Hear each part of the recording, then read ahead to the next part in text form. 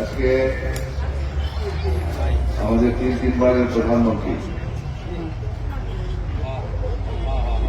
বিএনপির চেয়ারপারসন দেশনেত্রী বেগম খালেদা জিয়ার রুহের মাগফিরাত কামনা আমরা আপনাদের মাঝে কিছু শীতপত্র বিতরণ করব। আমাদের আয়োজন আরাফাত রহমান ক্রীড়া সংসদের পক্ষ থেকে আমরা আজকে এখানে শীতপত্র বিতরণ করতে যাচ্ছি। আপনারা অত্যন্ত সুশৃঙ্খলভাবে আমাদের এই শীতপত্র আপনারা গ্রহণ করবেন। আপনারা অবশ্যই আমাদের প্রিয় নেত্রী দেশনেত্রী বেগম খালেদা জিয়াকে চিনেন। তার হৃদয়ে আত্মার শান্তি কামনা করছি। আল্লাহ রাব্বুল আলামিন যেন তাকে জান্নাত নসিব করেন। বেগম খালেদা জিয়া দেশের জন্য অনেক কিছু করেছেন। এদেশে গণতন্ত্র পুনরুদ্ধার করেছেন। এদেশের নারীদের জন্য, নারীদের কল্যাণের জন্য অনেক কাজ করেছেন। আজকে বেগম খালেদা জিয়া আমাদের মাঝে নেই। আজকে আমরা সবাই আল্লাহ রাব্বুল আলামিনের কাছে বেগম খালেদা জিয়ার জন্য আমরা দোয়া করি।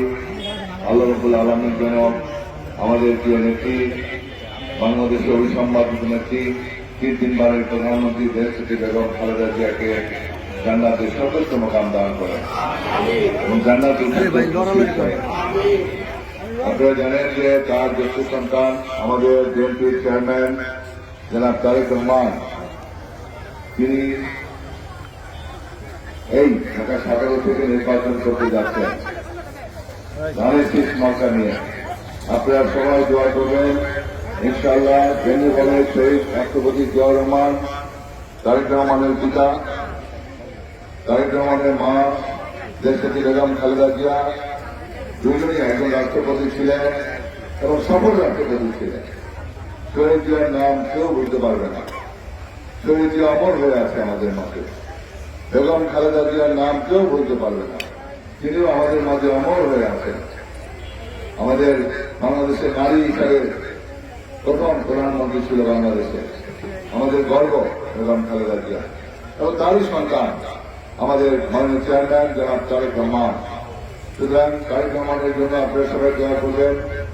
আমরা সবাই প্রথমত তারেক রহমান এই ঢাকা 17 থেকে নির্বাচন করতে যাচ্ছেন। ইনশাআল্লাহ আপনারা সবাই দোয়া করবেন, ঠিক আছে?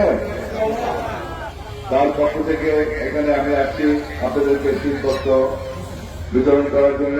আপনারা সুশৃঙ্খলভাবে আমাদের শীতপত্র গ্রহণ করবেন এই কথা বলে আপনাদের সকল যারা মা বোনেরা এখানে আছেন, ভাইরা আছেন, মুরব্বীরা আছেন, সবাইকে আমার আন্তরিক সালাম। আপনাদের সকলের শুভকামনা করছি এবং আমাদের জন্য দোয়া করবেন। আসসালামু আলাইকুম।